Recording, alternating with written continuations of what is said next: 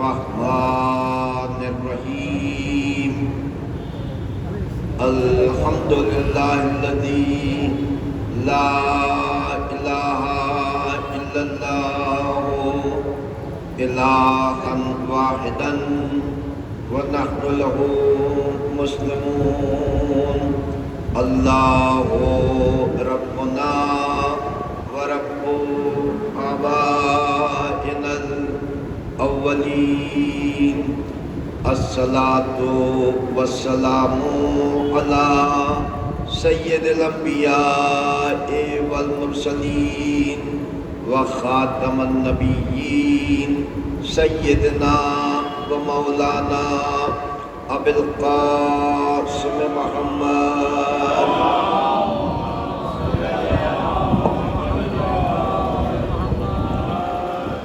رسول الله الصادق الوعد الأمين وأهل بيته الطيبين الطاهرين الهاديين المهديين وندعو جميعا للحجة اللهم كل وليك الحجة ابن الحسن صلواتك عليه وعلى آبائه في هذه الساعة وفي كل ساعة وليا وحافظا وقائدا وناصرا ودليلا وعينا حتى تسكنه أرزق طوعا وتمتعه فيها طويلا صلوات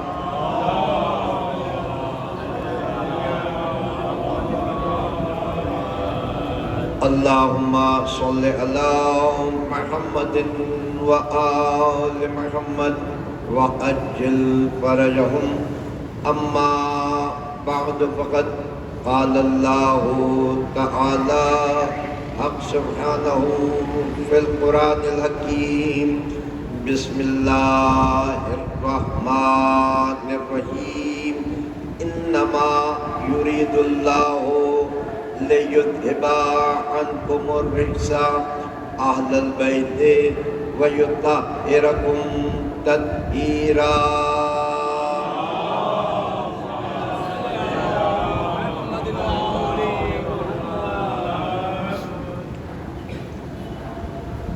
ایک صلوات بارہ چنار کے مظلومین اور شہداء کی حمایت کی خاطر باوز بلند پڑھیے گا اللہم صل علی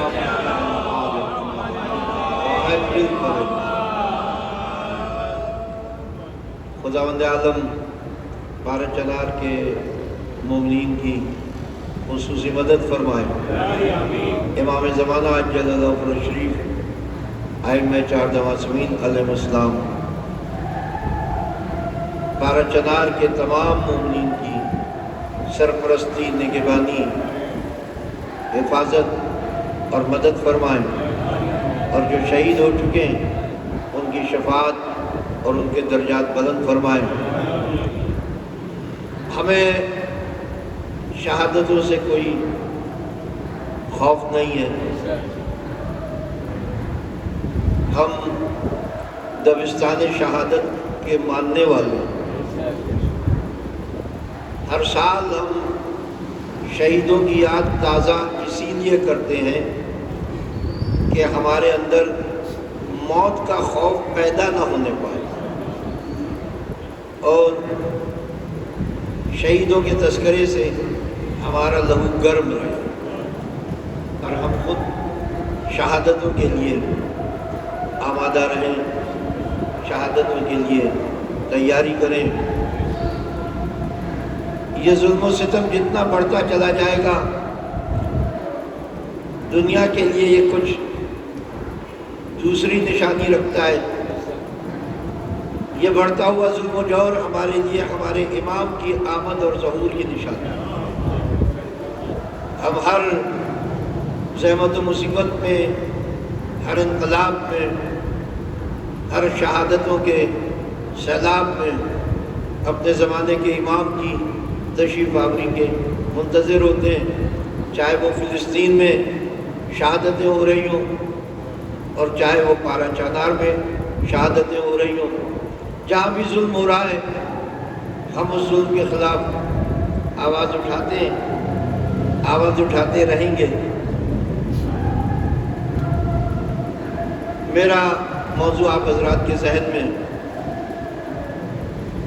کہ اردو مرثیہ اور ذکر اہل بیت۔ ظاہر ہے کہ جب مرثیے کا بیان ہوگا تو مرثیہ نگاروں کا بھی بیان ہوگا۔ جو مرثیہ کہنے والے موجود ہیں، جو مرثیہ کہنے والے گزر چکے ہیں، ہم ان کے تذکرے اس لیے کرتے ہیں اور اس لیے کریں گے کہ اہل بیت کے ذکر سے جو وابستہ ہو جاتا ہے پھر وہ اہل بیت کے ذکر کا حصہ بن جاتا ہے۔ جیسے قطرہ دریا میں مل جائے تو قطرہ نہیں رہتا، دریا بن جاتا ہے۔ جو اہل بیت کے نام پر اشعار کہتے رہے ہیں اور انشاءاللہ آئندہ کہتے رہیں گے جو موجود ہیں، انشاءاللہ خدا ان تمام حضرات کی توفیقات میں اضافہ کرے۔ یہ چھوٹے چھوٹے بچے یہاں بیٹھے ہوئے ہیں، اس کم سنی میں، اس وقت میں، آج کے دور میں جب بچے موبائل پر گیم کھیلنے کے لیے بے چین رہتے ہیں، مچلتے ہیں اور دیگر مشغولیات میں مبتلا رہتے ہیں، مگر حسینی عزاداروں کے گھروں کی تربیت یہ ہوتی ہے کہ جاؤ فرش عزا پر جا کر بیٹھو۔ بزرگان اپنے ساتھ لے کر آتے ہیں، جو بزرگ حضرات ہوں وہ اپنے ساتھ لے کر آتے ہیں، جہاں خود بیٹھتے ہیں۔ بڑی اہم بات عرض کرنے جا رہا ہوں، جہاں یہ بزرگان خود بیٹھتے ہیں اپنے پہلو میں چھوٹے چھوٹے بچوں کو بٹھاتے ہیں، یعنی وہ اتنی کم سنی میں اپنے بچوں کو اتنا بڑا کر دیتے ہیں کہ وہ اپنے برابر بٹھانے لگتے ہیں۔ یہ بچوں کی تربیت ہے، یہ بچوں کو بچپنے میں بڑا بنا دیتی ہے اور بہت کچھ سکھا دیتی ہے۔ میرے ذہن میں آج جن مرثیہ کہنے والوں کے تذکرے بار بار آ رہے ہیں، اس میں ایک مرثیہ نگار کا تذکرہ میں کل کر چکا ہوں، جناب اثر جلیلی صاحب۔ یہ کوئٹہ میں ریڈیو پاکستان میں کسی عہدے پر فائز تھے اور شاعری کرتے تھے۔ پھر کچھ دوستوں کے مشورے پر انہوں نے مرثیہ کہنا شروع کیا، اور انہوں نے جو مرثیے کہے وہ بڑے منفرد موضوعات پر مرثیے کہے۔ جیسا کل میں نے آپ کی خدمت میں عرض کیا کہ برف کے موضوع پر انہوں نے مرثیہ کہا، دوستی کے موضوع پر انہوں نے مرثیہ کہا، اور شاہد نقوی صاحب علی اللہ مقامہ جو کلیم آل ابا کا خطاب رکھتے تھے، اور کلیم آل ابا کا خطاب شاہد نقوی صاحب کو حضرت آیت اللہ علامہ طالب جوہری رحمۃ اللہ علیہ نے عنایت فرمایا تھا۔ دو شعراء کو خطاب دیا، لقب عطا فرمایا علامہ طالب جوہری صاحب نے۔ ایک شاہد نقوی صاحب کو کلیم آل ابا، اور دوسرے وحید الحسن ہاشمی صاحب کو وحید مودت کا خطاب عطا فرمایا۔ شاہد نقوی صاحب کو کلیم آل ابا کا لقب کیوں عطا کیا؟ اس لیے عطا کیا کلیم آل ابا کا لقب شاہد نقوی صاحب کو کہ شاہد نقوی صاحب نے جدید مرثیے میں علم کلام کی بحثوں کو داخل کیا، علم کلام کی بحثوں کو موضوع بنا کر نظم کیا اور عقائد امامیہ پر، واقعات کربلا پر، سیرت ائمہ چہارہ معصومین علیہ السلام پر، جب جب جس کی سیرت پر آپ نے مرثیہ ارشاد فرمایا، اس مرثیے میں علم کلام کے جواہرات، علم کلام کے مظاہرے مصرع بہ مصرع نظر آتے تھے، بند بہ بند نظر آتے تھے۔ اور ظاہر ہے کہ ایک شاعر کا علم کلام سے کیا تعلق، مگر میں یہ اپنے نوجوان دوستوں کی تربیت اور پرورش کے لیے جملہ عرض کر رہا ہوں کہ عام شعراء تو جتنے بھی پڑھے لکھے ہوں ان کے لیے کافی ہوگا، چاہے وہ گریجویٹ ہوں، چاہے وہ ایم اے کر لیں اور پھر اس کے بعد آگے اپنی تعلیمات جاری و ساری رکھیں، مگر جو مکتب اہل بیت کے شعراء ہوتے ہیں ان کے لیے علم حاصل کرنا بڑا ضروری ہے۔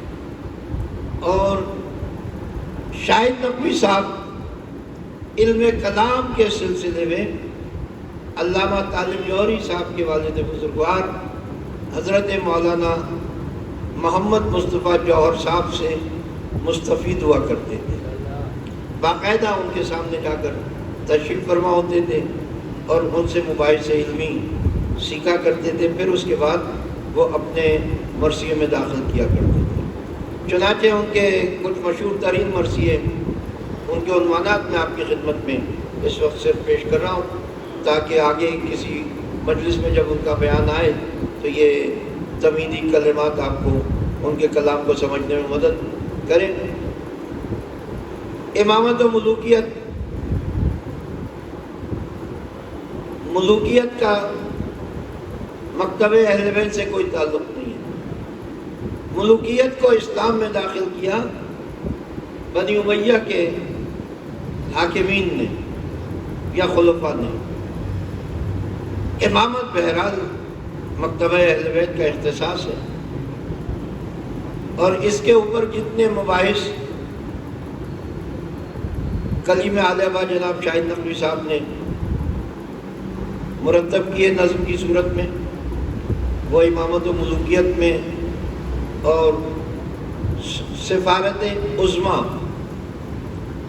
جس کا ایک بہت بڑا حصہ جناب مسلم نقیل کے حالات پر مبنی ہے، ان دو مرثیوں میں، اور کئی مرثیے ان کے جو انہی عقائد کی مباحث علم کلام پر مبنی ہے۔ تیسری شخصیت جو میرے ذہن میں ہے وہ جناب امید فاضلی۔ جیسے اثر جلیلی صاحب مکتب تشیع سے تعلق نہیں رکھتے تھے، امید فاضلی صاحب بھی مکتب تشیع سے تعلق نہیں رکھتے تھے۔ اہل سنت حضرات میں سے تھے،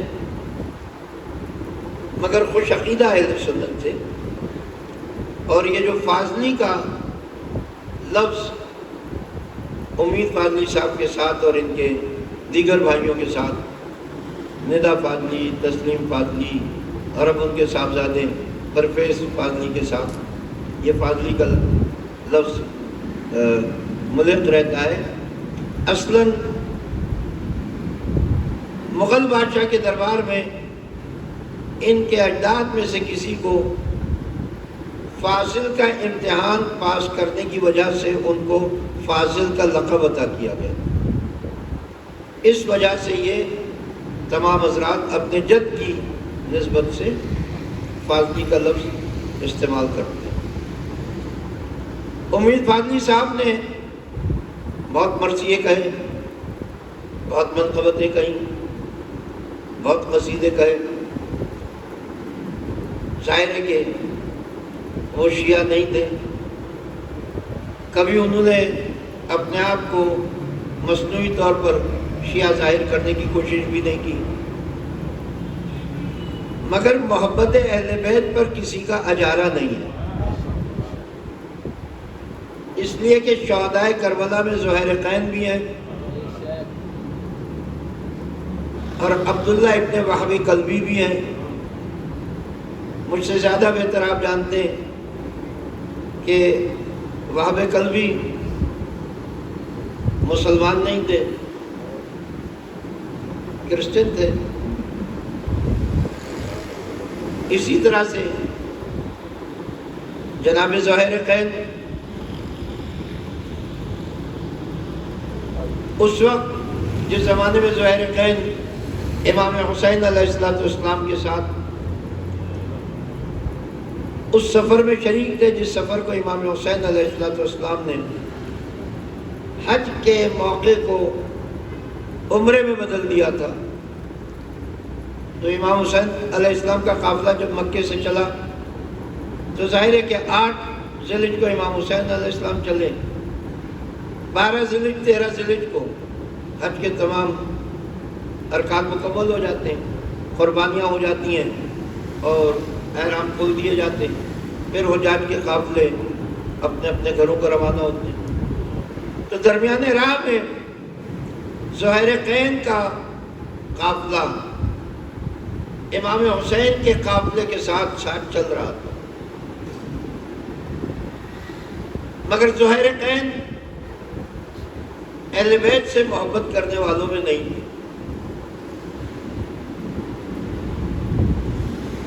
دشمنوں میں نہیں تھے مگر محبت کرنے والوں میں بھی نہیں تھے۔ بس یہ سمجھ لیجئے کہ زہیرقین کی کیفیت یہ تھی کہ کیونکہ انہیں پتا تھا کہ نواسہ رسول حسین ابن علی حج کو عمرے میں تبدیل کر کے احتجاجاً خانہ کعبہ سے عراق کی طرف جا رہے ہیں، اور اصل میں حسین ابن علی کا موقف اور ہدف یہ ہے کہ وہ انکار بیعت کے خلاف قیام کرے، اور خود امام حسین علیہ السلام نے خانہ کعبہ میں جب حج کے احرام کو عمرے کے احرام سے بدلا اور وہاں سے روانگی اختیار کی، تو امت کے بڑے بڑے اکابر مسلمان امام حسین علیہ السلام کے پاس آئے، اس میں بنی ہاشم کے افراد بھی تھے، جیسے جناب عبداللہ ابن عباس ابن عبد المطلب، عباس ابن عبد المطلب رسول کے چچا تھے، ان کے بیٹے عبداللہ ابن عباس جو اسلامی تاریخ کے بہت بڑے مشہور ایک شخصیت ہیں، بہت بڑی عظیم ہستی ہیں، یہ بھی آئے۔ مسلمانوں کے عزیز ترین خلیفہ حضرت عمر ابن خطاب کے بیٹے عبداللہ ابن عمر بھی امام حسین علیہ السلام کے پاس آئے،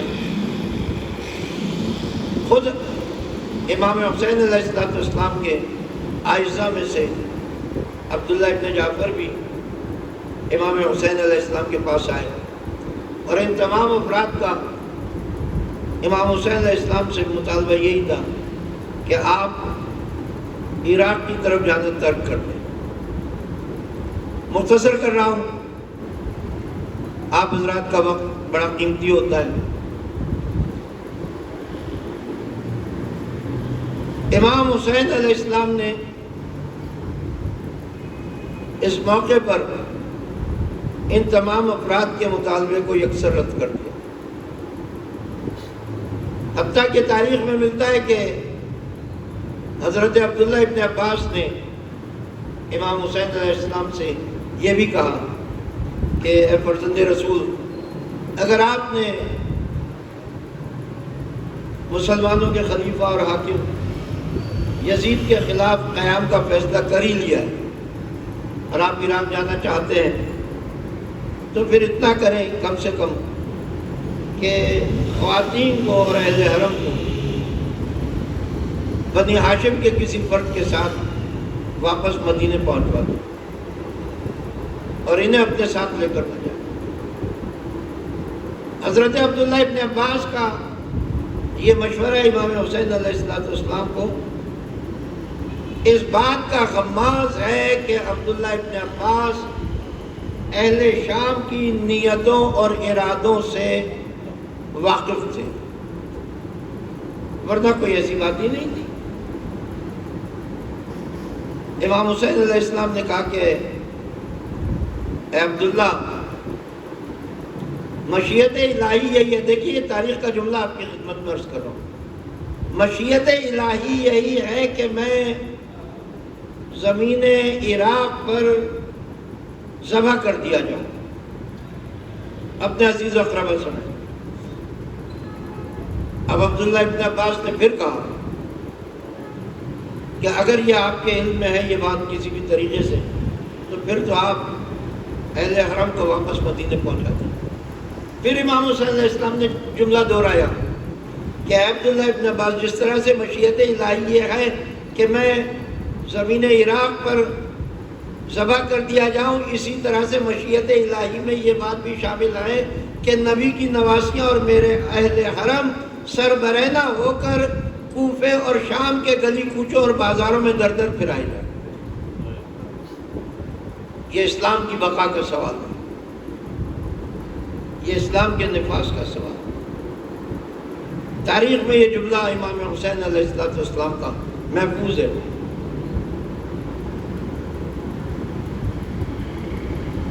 عبداللہ ابن زبیر ایک اور اہم تاریخی کردار مسلمانوں کا، زبیر بن عوام کے بیٹے،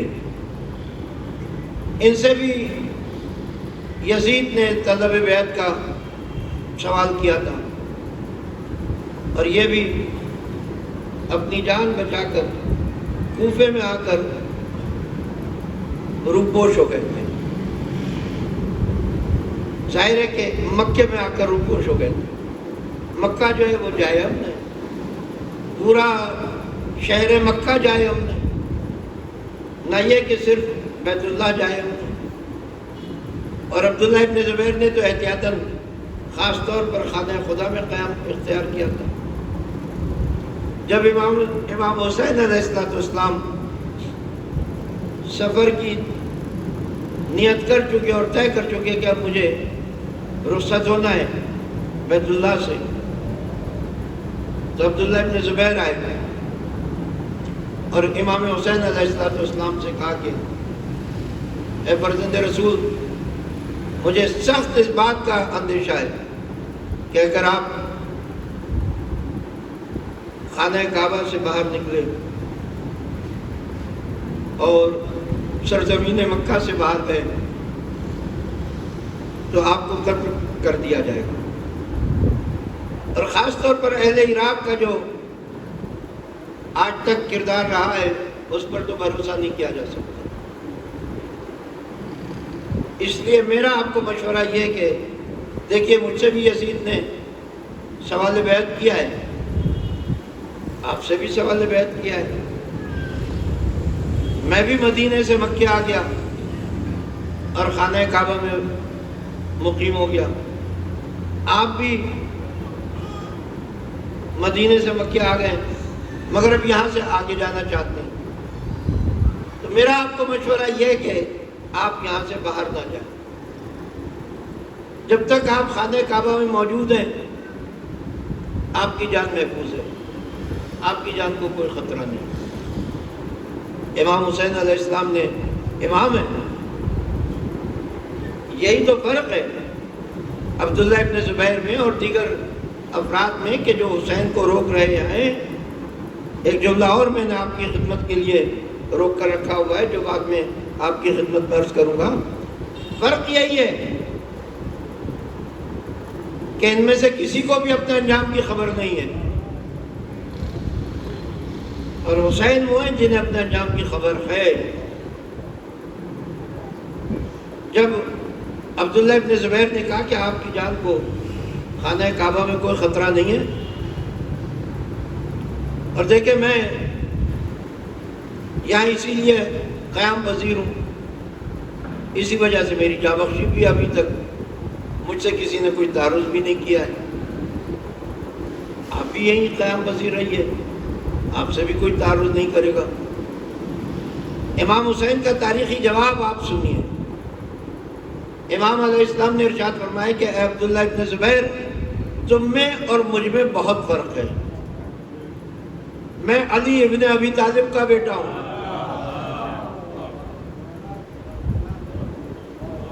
میں فاطمہ زہرا کا بیٹا ہوں، میں نبی کا نواسا ہوں۔ گویا حسین کے یہ جتنے بھی اعلانات ہیں یہ جتا رہے ہیں کہ عبداللہ ابن زبیر، تمہاری وہ حیثیت نہیں ہے جو میری حیثیت ہے، تم خواہ خواہ اپنے آپ کو مجھ سے ملا رہے ہو۔ تم میں اور مجھ میں دوسرا فرق یہ ہے کہ میں علی کا بیٹا، نبی کی بیٹی کا بیٹا، نبی کا نواسا۔ اس کے ساتھ ایک اور فرق ہے، وہ یہ کہ تم کعبے کو سپر بنا کر اپنی جان بچانا چاہتے ہو، اور میں اپنی جان قربان کر کے کعبے کو بچانا چاہتا ہوں۔ نعرہ تکبیر، نعرہ رسالت، نعرہ حیدری، بلند نعرہ صلوات۔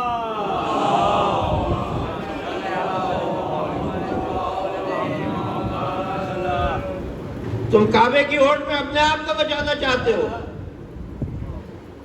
میں اپنے آپ کو قربان کر کے کعبے کو بچانا چاہتا ہوں۔ اور پھر ان تمام افراد کو مخاطب کر کے امام حسین علیہ السلام نے کہا کہ تم کیا سمجھتے ہو کہ اگر میں کعبے میں قیام پذیر رہا تو میری جاں بخشی ہو جائے گی؟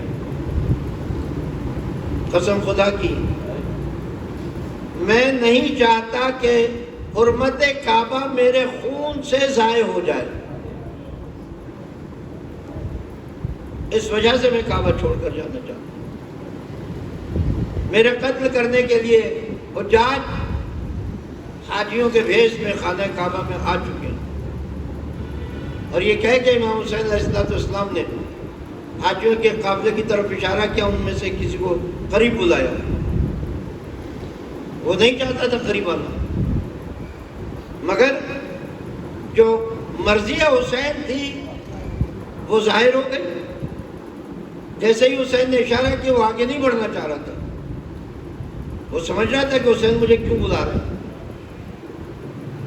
اس کے احرام کے اندر پہلو میں اس کے بغل میں تلوار لٹکی ہوئی تھی۔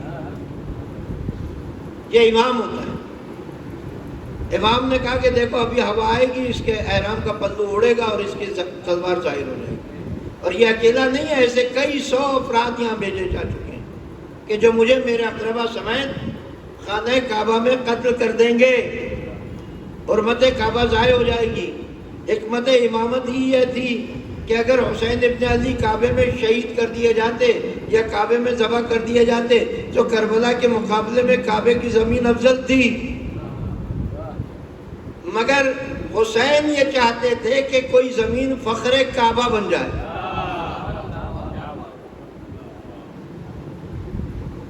اور حسین نے دکھایا کہ دیکھو کتنے حاجی ہیں جو میرے قتل کے لیے اپنے احرام میں تلواریں چھپائے ہوئے ہیں، ان کا مقصد کچھ اور نہیں ہے سوائے اس کے کہ یہ مجھے قتل کر۔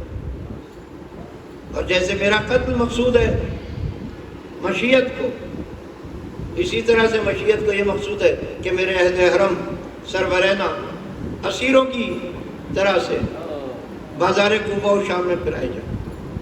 یہ کہہ کر امام حسین علیہ السلام خانہ کعبہ سے نکلے۔ درمیان راہ میں زہیر قین سے ملاقات ہوئی، زہیر ابن قین سے۔ زہیر ابن قین کو لینے کی جو حکمت امام کے ساتھ تھیں، اس میں ایک حکمت یہ بھی تھی کہ زہیر ابن قین طبیب تھے اور حکیم تھے، اور امام حسین علیہ السلام اپنے لشکر کے لیے ایک طبیب اور ایک حکیم کو اپنے ساتھ رکھنا چاہتے تھے۔ یہ بھی ہے کہ امام حسین علیہ السلام کے بعض جو محضر نامہ تھا اس محضر نامے میں زہیر قین کا نام شہیدوں کی فہرست میں شامل تھا، یہ بات اپنی جگہ ہے، مگر افادیت تھی زہیر ابن قیس کی، زہیر ابن قین کے کردار میں وہ افادیت یہ تھی کہ شہدائے کربلا کے لشکر میں جب زخمی آئیں گے خیمہ گاہ میں تو ان کے زخموں کی مرہم پٹی کے لیے کسی طبیب کی ضرورت ہوگی، کسی حکیم کی ضرورت ہوگی، تو اس کمی کو زہیر ابن قین پورا کریں۔ زہیر ابن قین امام حسین علیہ السلام سے ملاقات نہیں کرنا چاہتے، وہ امام حسین علیہ السلام سے فاصلے پر خیمہ گاہ برپا کر کے چلتے رہے۔ کئی مقامات پر امام حسین علیہ السلام نے اپنے ساتھیوں سے پوچھا کہ زہیر ابن قین کہاں ہے؟ کمالا وہ ہمارے قافلے سے کچھ فاصلے پر چل رہا ہے اور اس کی وہ خیمہ گاہ سامنے ہے۔ بعض روایات کے مطابق امام حسین علیہ السلام نے 3 دفعہ زہیر ابن قین کے پاس اپنا قاصد بھیجا، اپنا نمائندہ بھیجا۔ زہیر ابن قین 3 دفعہ کسی نہ کسی طرح سے حسین کے نمائندے کو جواب دے دیتے ہیں اور حسین سے ملاقات کے لیے نہیں آتے۔ آخری دفعہ امام حسین علیہ السلام نے اپنے ایک صحابی کو بھیجا اور یہ کہہ کر بھیجا کہ جاؤ زہیر کو میرا سلام کہنا، اور کہنا کہ ہے زہیر تم کب تک مجھ سے دور رہو گے؟ تمہیں پتہ ہے میرے پاس جو شہیدوں کا محضر نامہ ہے اس میں تمہارا نام لکھا ہوا ہے، تمہارا مجھ سے دور رہنا تمہارے لیے کارگر نہیں ہے، بلکہ تمہارا میرے لشکر میں شامل ہو جانا تمہارے لیے کارگر ہے۔ حسین کا نمائندہ پہنچا زہیر ابن قین کی خیمہ گاہ کے قریب۔ اب کیونکہ پیغام امام حسین علیہ السلام کی طرف سے بلانے کے لیے نمائندے آ رہے تھے، قاصد آ رہے تھے، اب زہیر قین کی زوجہ بھی پیچھے پیچھے خیمے کے دروازے پر آ کر کھڑی ہو گئی کہ میں سنوں تو صحیح کہ حسین کیا پیشکش کرتے ہیں میرے شوہر زہیر ابن قین کو۔ یہ مکتبہ اہل بیت سے تعلق نہیں رکھتے اس وقت تک۔ قاصد نے کہا کہ زہیر تمہیں حسین نے سلام کہا ہے اور کہا ہے کہ کب تک تم مجھ سے دور رہو گے؟ تمہارا نام فہرست شہداء میں میرے ساتھ ہے، میرے پاس محضر نامے میں لکھا ہوا ہے، تمہارا مجھ سے دور رہنا فائدہ مند نہیں ہے، تمہارا میرے ساتھ آ کر مل جانا تمہارے لیے فائدہ مند ہے۔ قنات کے پیچھے کھڑی ہوئی زہیر قین کی زوجہ نے یہ گفتگو سنی۔ جب زہیر قین اپنے خیمہ گاہ میں گئے، زوجہ نے پوچھا اے زہیر کیا بات ہے، تمہارا چہرہ متغیر ہے، کیا بات ہی ایسی ہے؟ حسین ابن علی کی طرف سے کئی دفعہ مجھے پیغام مل چکا ہے اور حسین چاہتے ہیں کہ میں ان کے گروہ میں، ان کے لشکر میں، ان کے قافلے میں شامل ہو جاؤں، جبکہ میں دیکھ رہا ہوں کہ اگر میں حسین کے ساتھ قافلے میں شریک ہو جاؤں گا تو میں قتل کر دیا جاؤں گا۔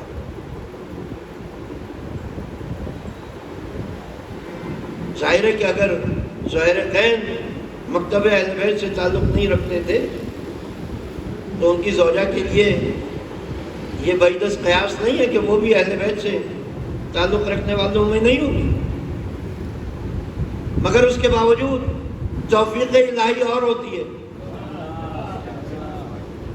بھئی زہیر جو کچھ بھی تھے کلمہ کو تو تھے، غیب قلبی تو کلمہ کو بھی نہیں تھا۔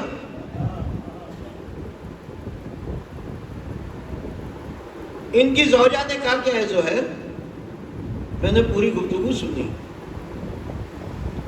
تمہیں رسول کا نواسہ بلا رہا ہے کہ تم اس کے ساتھ فہرست شہداء میں تمہارا نام لکھا ہوا ہے اور تم شہادت سے بچنا چاہتے ہو. یہ کہہ کر ایک دفعہ اس محترم خاتون نے اپنے سر سے چادر اتار کر زہیر کے قدموں میں پھینکی کہ زہیر اگر حسین کے بلانے پر تم جانے کو تیار نہیں ہو تو پھر میں حسین کے قافلے میں جاؤں گی. زہیر نے کہا کہ مجھے تو تمہارا خیال ستا رہا کہ جب میں حسین کے پاس چلا جاؤں گا اور ان کی طرف سے شہید ہو جاؤں گا تو پھر تمہارا کیا بنے گا؟ تم یہاں سے کیسے واپس اپنے کنب قبیلے تک جاؤ گی؟ اس دلیر خاتون نے، اس مجاہدانہ مزاج رکھنے والی خاتون نے کہا کہ اے زہیر قین، تم میرا خیال نہ کرو، تم پہلے لبیک کہو حسین ابن علی کی آواز میں، مجھے میرے حال پر چھوڑ دو، جو اللہ چاہے گا وہ میرے لیے بہتر کرے، اور ممکن ہے کہ تمہاری حسین کے ساتھ قربانی میرے کسی کام آ جائے. جزاک اللہ اس محترم خاتون کے درجات بلند کرے. زہیر حسینی گروہ حسینی قافلے میں شامل ہو گئے.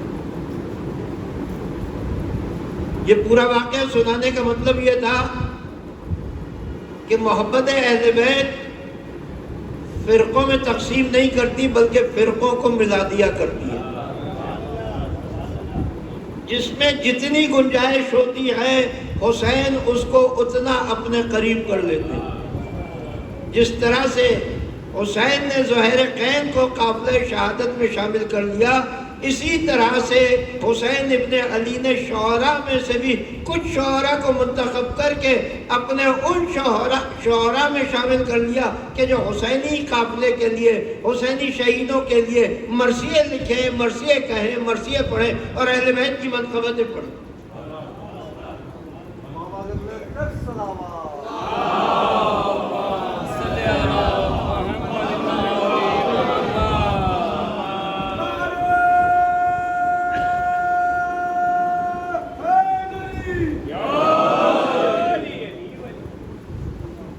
جو کلام میں نے سب سے پہلے امید بادلی صاحب کا پڑھا، مجھے سن یاد نہیں ہے مگر اتنا یاد ہے کہ یہ 2 یا 3 بند، جس میں سے 1 یا 2 بند شاید میں آپ کی خدمت میں پیش کروں. یہ محرم ایڈیشن میں اخبار جہاں کا جو سرورق ہوتا تھا، اس سرورق کے ان سائڈ حصے میں یہ بند شائع ہوئے تھے. سن مجھے یاد نہیں. مجھے حضور تجلی ملا ہے اذن کلام، مجھے حضور تجلی ملا ہے اذن کلام، کہو کہ راہ سے ہٹ جائے گردش ایام، کہو کہ راہ سے ہٹ جائے گردش ایام، خدا کا شکر کہ ہے میرے لب پہ آج وہ نام کہ ہر حرف پر جس کے درود اور سلام.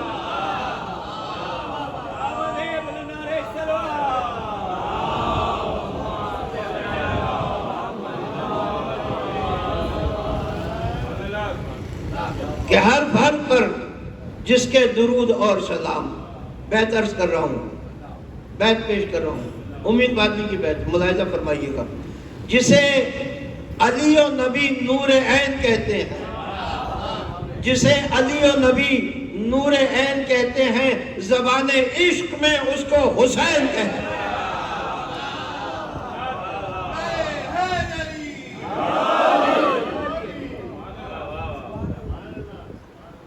یہ میں نے سب سے پہلے، مجھے اس وقت پتا بھی نہیں تھا کہ امید بادلی کون تھے. میں نے میٹرک نہیں کیا تھا جب یہ بند پڑھا، اور 1972 میں نے میٹرک کیا تھا، تو یہ اس سے پہلے کا بند ہوگا. مگر جس دن سے پڑھا ہے اس دن سے آج تک میرے دل پہ نقش ہے. اور آپ حضرات نے ملاحظہ فرمایا کہ یہ کلامی ایسا ہے۔ ایک وقت امید فاضلی کا اور پیش کرنے کی اجازت چاہوں گا۔ علم سرکار ہے، تعلیم کا حاصل ہے حسین۔ علم سرکار ہے، تعلیم کا حاصل ہے حسین۔ مصطفیٰ نور ہے، اس نور میں شامل ہے حسین۔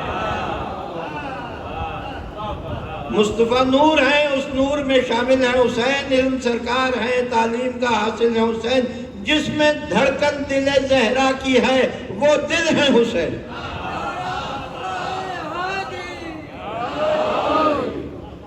جس میں دھڑکن دل زہرا کی ہے وہ دل ہے حسین۔ ایک لمحہ صحیح صدیوں کے مقابل ہے حسین۔ ایک لمحہ صحیح صدیوں کے مقابل ہے حسین۔ نام اسلام کا اس نام سے پائندہ ہے، نام اسلام کا اس نام سے پائندہ ہے۔ اے اجل دیکھ، حسین ابن علی زندہ ہے۔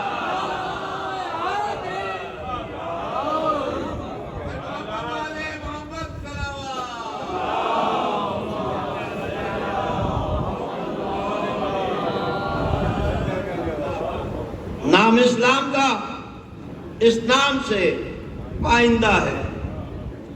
اے اجل دیکھ، حسین ابن علی زندہ ہے۔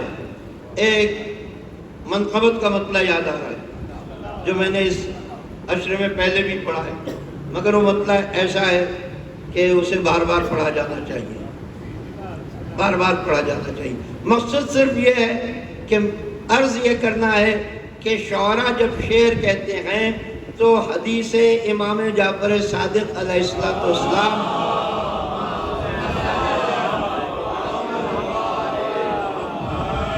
عملی شکل میں مجسم ہو کر شعراء اہل بیت کی مدد کرتی ہے، بلا تخصیص کے کہ یہ ہاتھ کھول کر نماز پڑھتا ہے یا ہاتھ باندھ کر نماز پڑھتا ہے۔ ازل میں تخلیق کے قلم نے، ازل میں تخلیق کے قلم نے ابد کی وسعت پہ لکھ دیا ہے۔ ازل میں تخلیق کے قلم نے ابد کی وسعت پہ لکھ دیا ہے۔ حرم کی تجسیم ہے مدینہ، مدینے کی روح کربلا ہے۔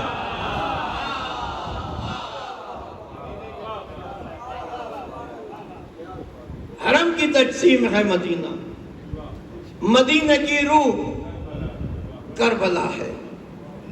علی کا گھر پھر علی کا گھر ہے، علی کا گھر پھر علی کا گھر ہے۔ سلام اس گھر کی روشنی پر، علی کا گھر پھر علی کا گھر ہے۔ سلام اس گھر کی روشنی پر، یہاں چراغوں نے بجھتے بجھتے ہوا کے رخ کو بدل دیا۔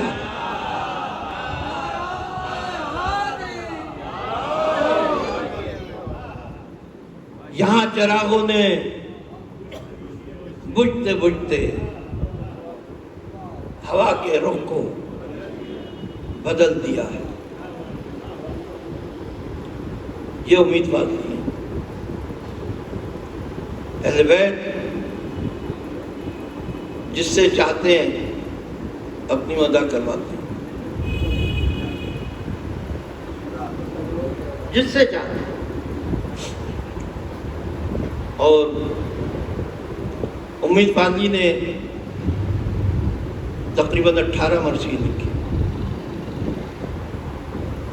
اگر آپ 18 مرثیوں کے عدد پر غور کریں تو اس میں ایک بہت حسین رمز پایا جاتا ہے۔ ایک تو 18 کا عدد نسبت رکھتا ہے حضرت سید عالم کے ساتھ۔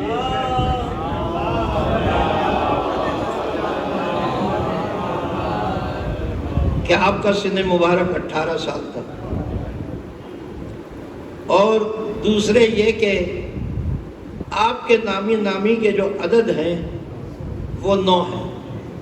اس 18 میں وہ رمز بھی پوشیدہ ہے۔ اور کیونکہ اگرچہ کہ امید فاضلی جب منقبت اور مرثیہ لکھتے تھے تو ان کے قلم سے سیاہی صفحات پر منتقل ہوتی تھی، مگر اہل بیت نے ان کی اس خدمت کو اتنا قبول کیا کہ وہ سیاہی ان کے خون میں بدل گئی، اور پھر اس خون سے ایک ایسا بیٹا پیدا ہوا جس کا نام پرویز فاضلی ہے، اور جو آج نوحے بھی کہہ رہا ہے اور مرثیہ بھی کہہ رہا ہے۔ اور پرویز فاضلی کی ایک خاص بات یہ ہے کہ مختصر سے وقت میں ان کا مختصر تعارف کرواتا چلوں کہ پرویز فاضلی نے 5 مرثیے حضرت ابو طالب کی شان میں کہے، 5 مرثیے حضرت ابو طالب کی شان میں۔ اور ابھی کچھ دن پہلے میری ان سے ملاقات رہی، میں نے ان سے پوچھا کہ آپ نے کافی عرصے سے مرثیہ نہیں کہا، تو انہوں نے کہا کہ میں نے 5 مرثیے سرکار ابو طالب کو ہدیہ کیے ہیں، اور جب میں 5واں مرثیہ لکھ رہا تھا تو میں نے یہ محسوس کیا کہ اب میرے ہاں ریپیٹیشن شروع ہو گیا، کیونکہ ٹاپک ایک ہی ہے، ابو طالب۔ آپ اسے ایمان ابو طالب کہہ لیں، آپ اسے کردار ابو طالب کہہ لیں، آپ اسے خدمات ابو طالب کہہ لیں، مگر وہ کیریکٹر تو ایک ہی ہے۔ تو کہنے لگے کہ میں نے اس میں محسوس کیا کہ ریپیٹیشن آ رہا ہے، تو میں نے کہا کہ گیپ دے دوں۔ اس گیپ سے ایک فائدہ یہ بھی ہوگا کہ میں ایک ٹرانس میں ہوں کہ میں جب بھی شعر لکھنے بیٹھتا ہوں تو سب سے پہلے ابو طالب کا نام میرے ذہن میں آ جاتا ہے۔ تو میں چاہتا ہوں کہ جس طرح سے میں نے حضرت ابو طالب یا سرکار ابو طالب کے لیے 5 مرثیے کہے ہیں، کوئی مولا میرے ذہن میں کوئی ایسا نام چسپاں کر دیں کہ پھر حضرت ابو طالب کی طرح سے میں ان کی شان میں مرثیے کہوں۔ تو جب تک میں اس فیز سے نہیں نکل جاتا، جب تک میں کوئی جدید مرثیہ نہیں کہوں۔ ظاہر ہے کہ جب بھی مرثیے کی بات ہوگی تو میر انیس کی بھی بات ہوگی، مرزا دبیر کی بھی بات ہوگی، اور یہ کوئی تقابل نہیں ہے، نہ کوئی جواب الجواب ہے، کوئی ایسا اہتمام نہیں ہے۔ میں اپنے موضوع کے مطابق اپنے موضوع کو لے کر چل رہا ہوں۔ ابھی تک آپ حضرات نے محسوس کیا ہوگا کہ میں نے کسی غیر ضروری بحث کو اپنی گفتگو میں شامل نہیں کیا، نہ کوئی جواب دینے والی بات میں نے کی کہ میں کسی بات کا جواب دینا چاہتا ہوں، کسی اعتراض کا جواب دینا چاہتا ہوں۔ مجھے کوئی جواب دینے کی ضرورت ہی نہیں ہے۔ اہل بیت کا معاملہ ہوتا ہے تو مشیت خود جواب دیا کرتی ہے۔ اہل بیت کے معاملے میں بندوں کو فکر کرنے کی ضرورت نہیں ہے، اور میر انیس کا معاملہ جو ہے وہ اہل بیت سے متصل ہے۔ میر انیس نے جو مرثیے کہے ہیں، امام جعفر صادق علیہ السلام کی حدیث مبارک ہے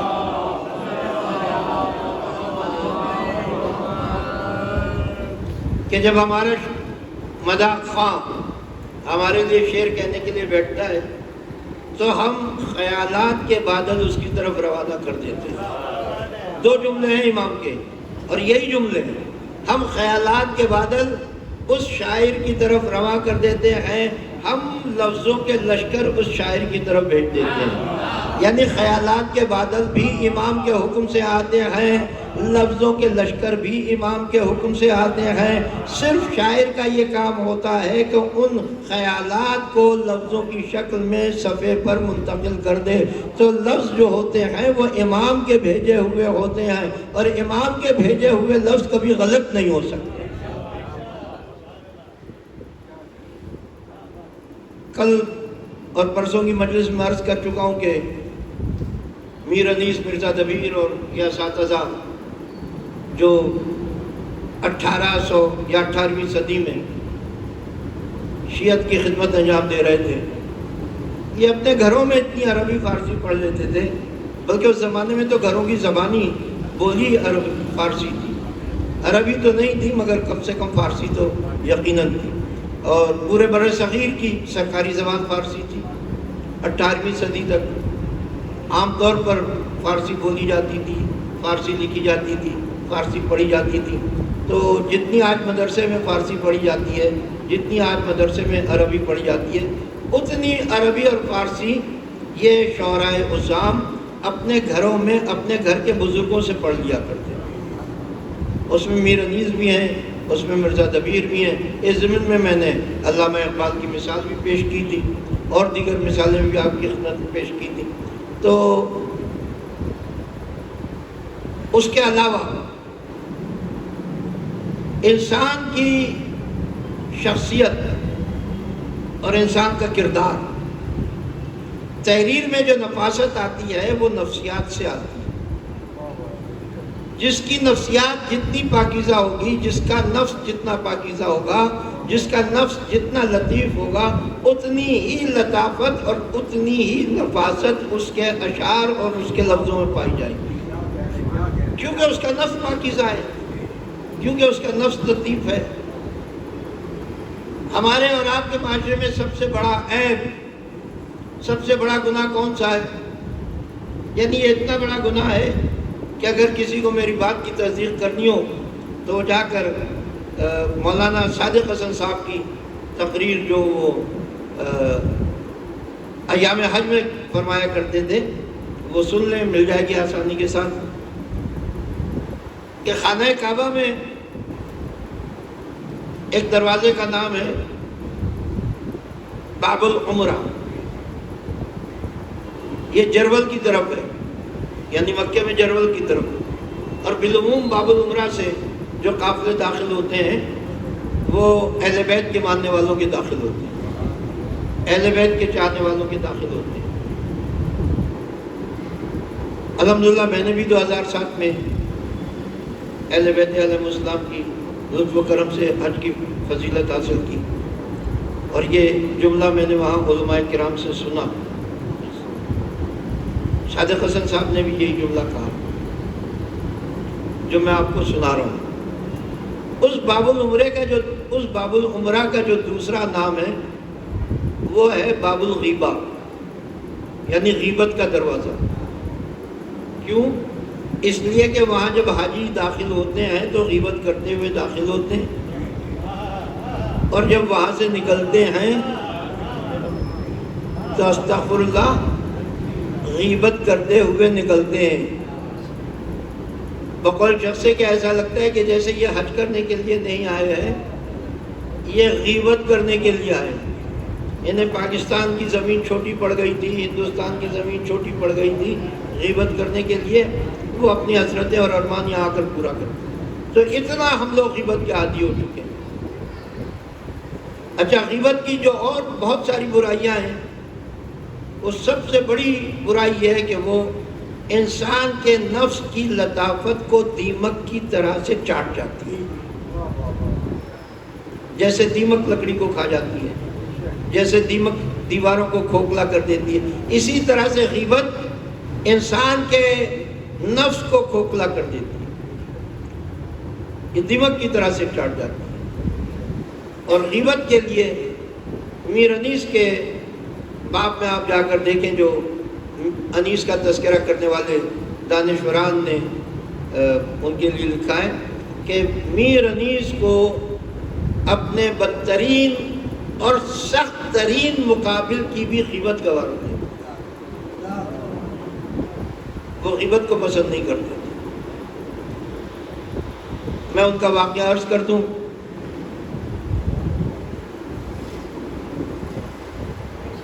لکھنؤ سے باہر کسی مقام پر گئے، وہ وہاں انہوں نے مرثیہ پڑھا۔ اس مقامی بستی کے کوئی سید صاحب میر انیس سے ملاقات کے لیے آئے۔ مجمع لگا ہوا تھا، ظاہر میر انیس کو پرستاروں کا مجمع ہے، چاروں طرف سے میر انیس کو ان کے سننے والوں نے گھیرا ہوا ہے۔ یہ سید صاحب آ کر میر انیس کے سامنے کھڑے ہوئے اور انہوں نے میر انیس کو سلام کیا۔ میر انیس تھے، میر انیس بڑے مہذب مؤدب تھے اور کھڑے ہو کر تعظیم کیا کرتے تھے ہر آنے والے کی، اور کھڑے ہو کر اس کو جواب دیا کرتے۔ آپ نے دونوں ہاتھ جوڑ کر کھڑے ہو کر اس بزرگ کو، سید کو جواب دیا۔ اس نے جو میر انیس کی اتنی توجہ دیکھی تو فوراً کہا کہ میر صاحب قبلہ، بھلا میر کا مقابلہ مرزا کیا کرے گا؟ کہ مرزا دبیر آپ کا مقابلہ کیا کرے گا؟ اور پہلے تو صرف مرزا پہ اکتفا کیا، پھر انہوں نے پورا نام لے کر بات کو واضح کر دیا کہ میرا روئے سخن کسی اور کی طرف نہیں ہے، آپ کے سخت ترین مقابل کی طرف ہے کہ بھلا مرزا دبیر آپ کا مقابلہ کیا کریں گے اس مرثیے کے برابر، وہ مرثیہ کیا کہہ سکتے ہیں۔ یہ سننا تھا کہ میر انیس کی تیوری پر بل پڑ گئا، ناگوار گزرا، اور انہوں نے کہا کہ آپ کو میں وہی جملہ عرض کر رہا ہوں جو تاریخ میں اور سوانح میر انیس میں لکھا ہوا ہے کہ سید صاحب آپ کو مرزا دبیر سے کیا پرخاش ہے، کیا بہر ہے، آپ کو تو مرزا دبیر کا شکر گزار ہونا چاہیے، وہ آپ کے جد کے لیے مرثیہ کہتے ہیں، آپ کے جد کے لیے جو مرثیہ کہتے ہیں آپ اس کی برائی کر رہے ہیں۔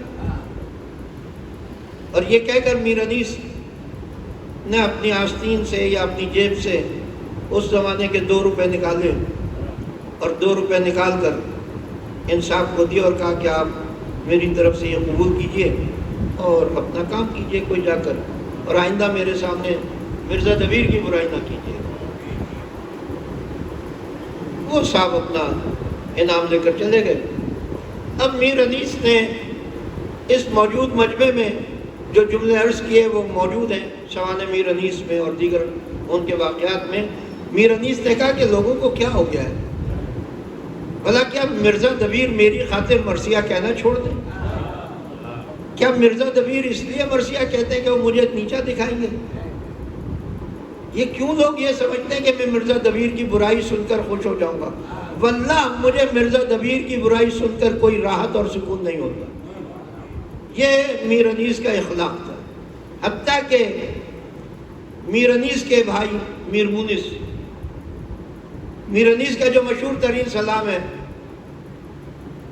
صدائے فکر ترقی بلند بینوں کو، صدائے فکر ترقی بلند بینوں کو، ہم آسمان سے لائے ہیں ان زمینوں کو، لگا رہا ہوں مضامین نو کے پھر انبار، خبر کرو میرے خرمن کے خوشہ چینوں کو۔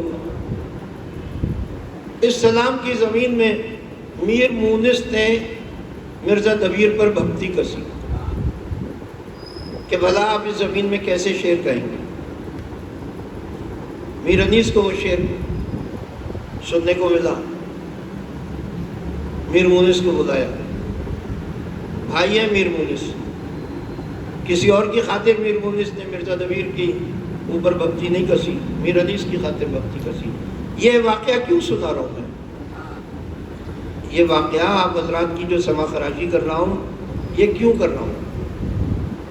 اس لیے کر رہا ہوں تاکہ ہمارے بھی ذہن نکھرتے چلے جائیں، ہماری بھی ذہنی تربیت ہوتی چلی جائے۔ اہل بیت کے ماننے والے ایسے ویسے نہیں ہوتے، کم سے کم ایسے ہوتے ہیں جیسے میر انیس ہے۔ یہ اخلاق ہونا چاہیے۔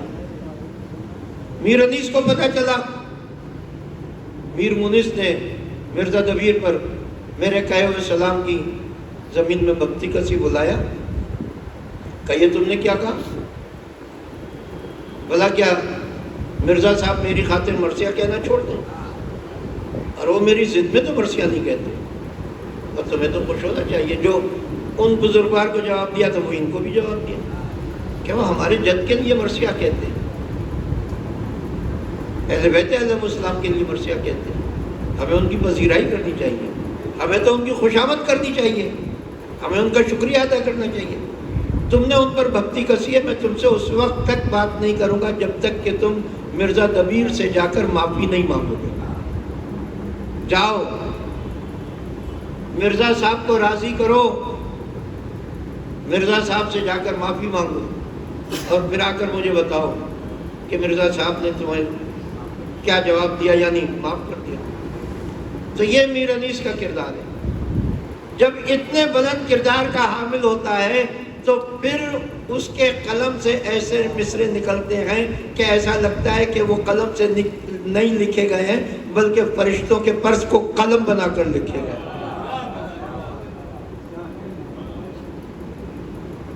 یہ میر انیس معمولی بات نہیں ہے۔ جیسے ہم اور بہت سارے اہل بیت کے چاہنے والے، اہل بیت کے ماننے والوں کے واقعات سنتے اور سناتے ہیں، رشید حجری کا واقعہ سنتے ہیں، ساسا ابن سوان کا واقعہ بیان کرتے ہیں، عمار یاسر کے واقعات بیان کرتے ہیں۔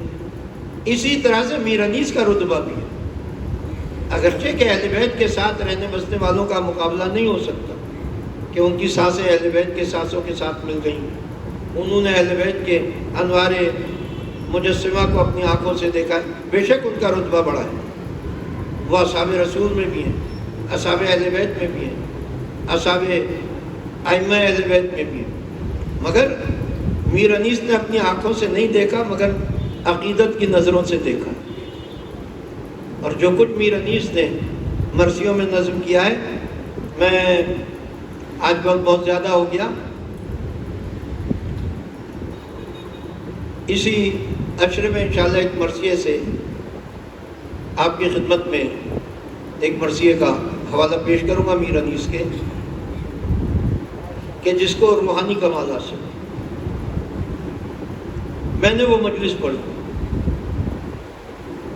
یوسف پلازا میں رہنے والی ایک مومنہ نے خواب میں اس مرثیے کو خواب میں دیکھا، جو منظر مرثیے میں بیان کیا گیا تھا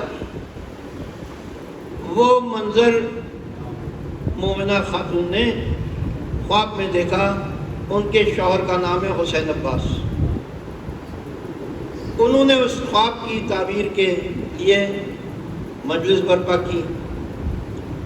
اس مجلس کو پڑھنے کے لیے مجھے یاد کیا، میں مجلس پڑھنے کے لیے گیا۔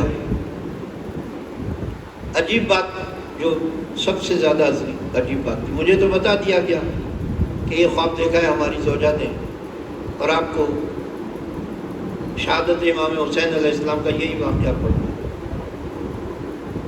مگر جو سوزخان تھے ان کو یہ واقعہ نہیں پتا تھا، نہ خواب کا پتا تھا نہ واقعے کا پتا تھا، مگر انہوں نے جو مرثیہ نکالا وہ وہی مرثیہ تھا جس میں یہ روایت میر انیس نے نظم کی تھی۔ اور قیامت کی مرثیہ خوانی ہوئی اور قیامت کی مجلس ہوئی، حتیٰ کہ وہ مومنہ خاتون مصائب میں گریہ کرتے کرتے بے ہوش ہو گئی۔ تو میر انیس اس بلندی پر ہے۔ انشاءاللہ میرا بیان جاری رہے گا اور میں میر انیس کے منتخب بند بھی آپ کی خدمت میں پیش کروں گا۔ تشریح تو ممبر سے کرنا، شعر کی تشریح ممبر سے کرنا شعر کی توہین ہے، اور آپ جیسا سنجیدہ اور فہمیدہ مجمع اس کے لیے تشریح کرنے کی ضرورت بھی نہیں۔ سینکڑوں مرتبہ کے سنے ہوئے اشعار ہوں گے، سینکڑوں مرتبہ کے سنے ہوئے کلام ہوتے ہیں۔ ایک شاعر نے امام حسین علیہ السلام کے لیے منقبت کہی، قصیدہ کہا۔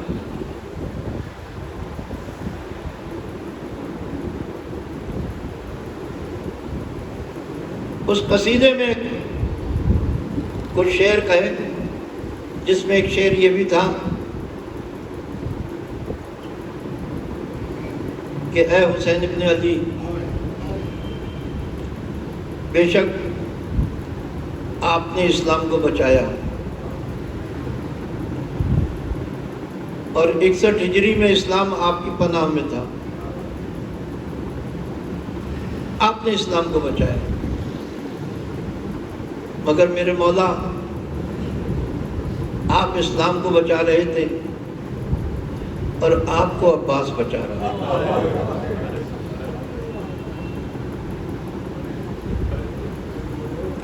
آپ کو عباس نے بچایا،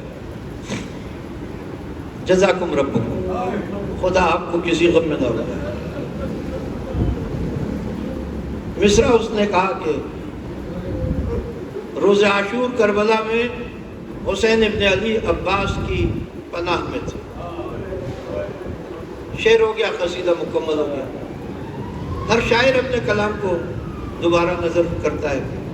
جب نظر ثانی کی تو اس شعر پر اس کو خیال آیا کہ یہ امامت کے باب میں گستاخی ہے، اور امام کیوں کسی کی پناہ میں جائیں گے؟ کچھ دن گزر گئے، شب جمعہ ذریعہ امام حسین علیہ السلام پر زیارت کے لیے جایا کرتا تھا یہ شاعر۔ شب جمعہ پہنچا ذریعہ حسین پر، ایسا محسوس ہوا جیسے زری خالی ہے۔ زری سے لپٹ کر کہتا ہے مولا، یعنی مولا حسین سے مخاطب ہو کر کہتا ہے کہ مولا میں نے تو آپ کے لیے قصیدہ کہا تھا اور چاہتا تھا کہ میں آپ کو قصیدہ سناؤں، مگر مجھے تو ایسا لگتا ہے جیسے آپ کا ذریعہ اقدس خالی ہے، تو میں اب قصیدہ کیسے سناؤں؟ دیکھیے امام کہیں بھی ہوں، زری میں ہوں یا زری سے باہر ہوں، ہماری اور آپ کی آوازیں سن رہے ہوتے ہیں، اور امام کی طرف سے جواب آتا ہے، کسی طرح سے بھی جواب آتا ہے۔ میں اس کی کئی مثالیں آپ کی خدمت میں پیش کر دوں گا انشاءاللہ۔ ادھر اس نے کہا کہ میں تو آپ کو قصیدہ سنانے کے لیے آیا تھا، مگر مجھے آپ کی ذری خالی نظر آ رہی ہے یا خالی محسوس ہو رہی ہے، اب میں آپ کو قصیدہ کیسے سناؤں؟ اتنے میں کوئی شخص آیا اور اس نے اس شاعر کے کان میں کہا کہ اے شاعر، اے حسین ابن علی کے شاعر، حسین ابن علی اس وقت عباس ابن علی کی ذری کی میں گئے ہوئے، عباس کی زیارت کے لیے گئے ہوئے، چنانچہ تم عباس کی ذری پر چلے جاؤ، وہاں جا کر حسین کو قصیدہ سنا دو۔ اب یہ تیز تیز قدموں سے مولا عباس کی ذری کی طرف روانہ ہوا، اور اسے یہ محسوس ہوا کہ ہاں یہاں مولا حسین تشریف فرمائے۔ اس نے بلند آواز سے اپنا کہا ہوا قصیدہ پڑھنا شروع کیا، مگر وہ شعر نہیں پڑھا جس شعر میں اس نے کہا تھا کہ حسین عباس کی پناہ میں، نہیں پڑھا۔ جب نہیں پڑھا تو اس نے دیکھا اس کی پلک جھپک گئی، جسے کشف کہتے ہیں۔ خواب آیا، دیکھا حسین ذریعہ عباس پکڑے ہوئے کھڑے اور فرما رہے ہیں کہ اے میرے شاعر، تو نے اپنا مکمل قصیدہ کیوں نہیں سنایا؟ اور یہ کہہ کر حسین نے وہ شعر سنا دیا شاعر کو، جو شعر شاعر نے نہیں سنایا تھا امام حسین علیہ السلام کو۔ شاعر بڑا حیران ہوا، اور شاعر یہ سمجھا کہ شاید امام حسین علیہ السلام مجھ سے یہ کہہ رہے ہیں کہ تم نے یہ شعر کہا تھا نا، یعنی گویا اس میں طنز ہے۔ تو یہ بڑا شرمندہ ہوا۔ حسین نے کہا کہ اے ہمارے شاعر، شرمندہ نہ ہو، یہ میں تجھ پہ طنز نہیں کر رہا ہوں، میں نے اس قصیدے کو اسی شعر کی وجہ سے قبول کیا ہے، تیرا یہ شعر ایسا ہے کہ اس شعر کی وجہ سے میں نے تیرے قصیدے کو قبول کیا۔ تو ہمیں نہیں پتا کہ کون سے جملے کو، کون سے لفظ کو ہمارے امام قبول کر لیتے ہیں۔ خداوند عالم ہماری اور آپ کی تمام عبادتوں کو اور تمام مجلسوں کو اور اس سننے اور سنانے کو قبول فرمائے۔ یہ بڑے قیامت خیز ایام ہیں جن میں ہم اور آپ دن اور راتیں بسر کر رہے ہیں، اس لیے کہ یہ وہ راتیں ہیں کہ جب اہل بیت کا قافلہ کوفے اور شام کی درمیانی راہوں میں ہے، نہ جانے کون سا مقام ہوگا، کیونکہ روایت میں مقام کا نام نہیں ہے، بس اتنا بتایا گیا ہے کہ ایک اونٹ سے حسین کے سینے پہ سونے والی بچی گر گئی۔ وہ بچی جو حسین کے سینے پہ سویا کرتی تھی کسی اونٹ سے گری، اور رات کی تاریکی میں سکینہ نہ پھوپھی کو ملی نہ بھائی کو ملی۔ وہ نیزہ جس پر حسین کا سر نصب تھا خولی کے ہاتھ میں تھا، خولی کے ہاتھ سے وہ نیزہ چھوٹا اور زمین میں گڑ گیا۔